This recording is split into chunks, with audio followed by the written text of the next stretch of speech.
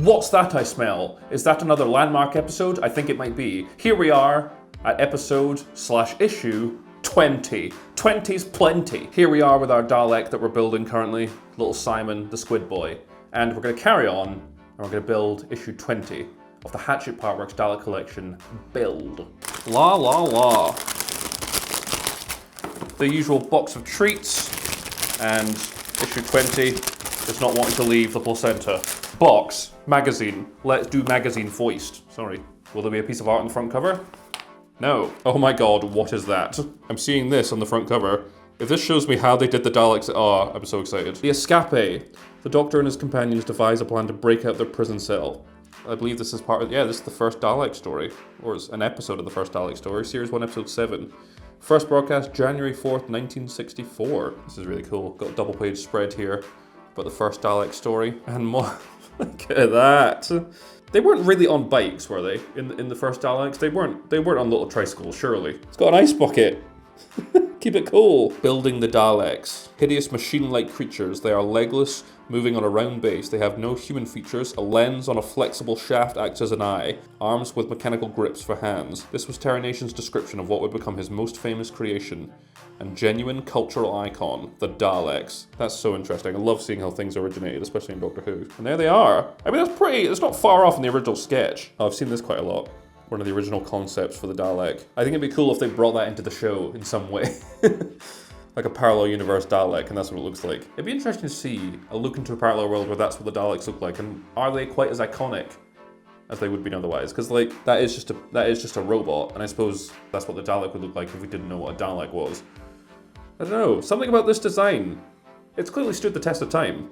Oh, and that is that. We are onto the building section, so let's get going. You go here, and you come here. Yeah, I am using a screwdriver to open this from a toolkit that's got at least 2 knives. But, aha. So, we have, this will be part E, which is the rear wall of the internal chamber. Oh, it's studded. We got studs. I said in the previous episode, these little tendril bits on the Dalek mutant, I don't remember seeing them in the show. So I was wondering if maybe they get connected into something, and I'm wondering, I mean, these look like screw holes, but I was wondering if they were gonna stick into the wall or something, and there's gonna be like an actual flesh pump of, I'm gonna stop there. I think those will be A and B, yep. This will be C and D, I imagine. Yeah, big spring. And then we've got FP screws. I don't think we've had FP screws before, have we? A new friend. And then it's our old buddy AP. Hoink! It's interesting, the instructions look a bit different now. I noticed that in the last issue. It's now sort of like 3D models of things. And that didn't used to be the case. Thank God I have all of them here in my ring binder. Yeah, look, it used to be like actual photos of what's going on. I'm not saying I prefer either or. And to be honest, I think having a 3D model and a kind of like proper breakdown of everything might make it a bit easier to see what you actually need to do. So I can see what they're thinking. Hachette Partworks DALEK Collection builds. Take the container 20, what? Okay, so take the container A. Are these the same? Can these be interchangeable? And then does it matter which of which is which? And then fix the parts together with an AP screw. So that's gonna go there. AP screw. Let's do it. So this is going to go in here. There we go, now we're talking.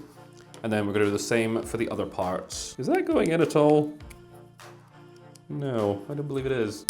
Oh, it wasn't clicked in, there we go. Okay, now we got our 2 little hamster water bottles. Okay, for now, I'm gonna remove Simon from his seat. You can sit here.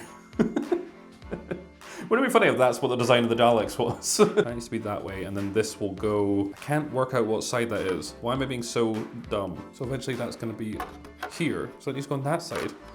Right, yeah, that is what the instructions say, to be fair. So that's gonna clip sort of onto the bottom, and that gets fixed in place with 4 FP screws. Actually, I feel like I do recognize these screws. You seem familiar with my name, but I don't remember smelling your kind before. This screwing thing is going too well.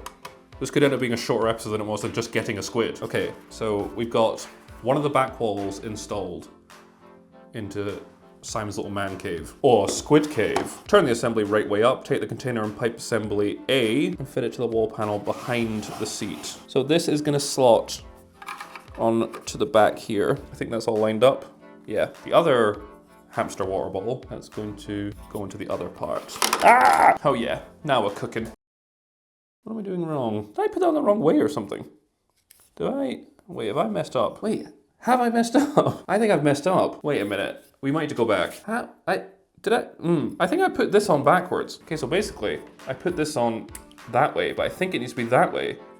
But that doesn't still fit, does it? I guess it does. Yeah, I was just an idiot. So we can screw that back on. Now it should fit into where it's supposed to go. Okay, that feels quite secure and snug. Okay, so now we have the seat where Simon will be sitting.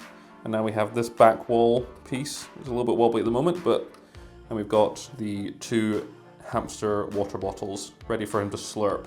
What I presume is Dr. Pepper. But yeah, there we go. That's completed work for this episode. So there we go. That's where we're at so far. We got the first back wall piece for the mutant chamber. So let's have a look at what we've got next week. Yep, we've got more pieces for the Dalek Mutant Control Center. 2 U-pipes in the cylindrical base cover an inner part which allow the further construction of the neck area.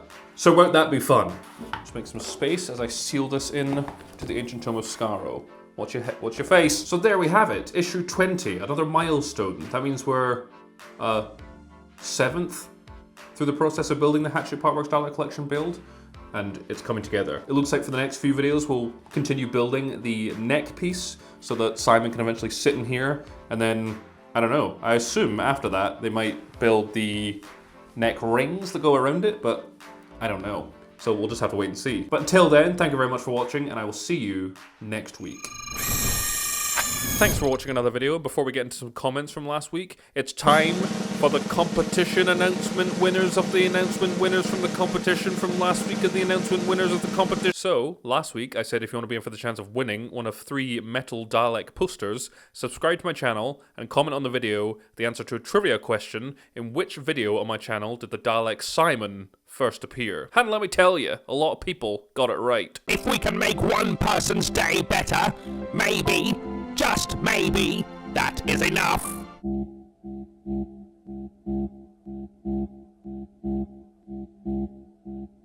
This is why nobody likes you, Simon. Oh.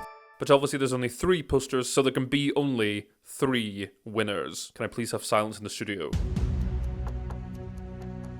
I can now confirm the 3 winners of the 2025 Hachette Partworks Dalek Collection Build Metal Poster Dalek Extravaganza are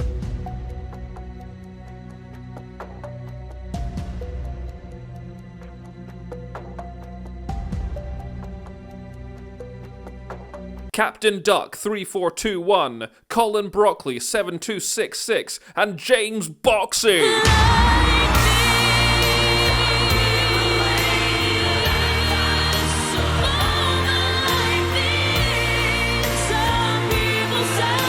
I really should have planned this ahead. I have no idea how to organize this. I will put my email in the description of the video.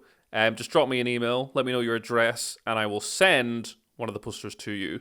I guess also let me know your preference on the off chance that all 3 of you want a different one. It'd be cool to do more giveaways at some point in the future if more things come up like that. So keep your eyes peeled, I suppose. But for now, let's look back at some comments from last week, shall we? Okay. On the topic of the Mini RC Dalek Battle Pack, Zero's Legion says, I had that remote control Dalek set. All I remember about them was seek, locate, destroy on loop every few seconds. Yep, that is stuck in my memory from childhood. I think it was still at that point where, they were putting out a lot of Doctor Who merchandise, but the sound quality in particular was never that great. I used to have the TARDIS Money Bank with Chris Eccleston and Billy Piper on a little cardboard thing behind the front door, but the sound quality that came out that thing.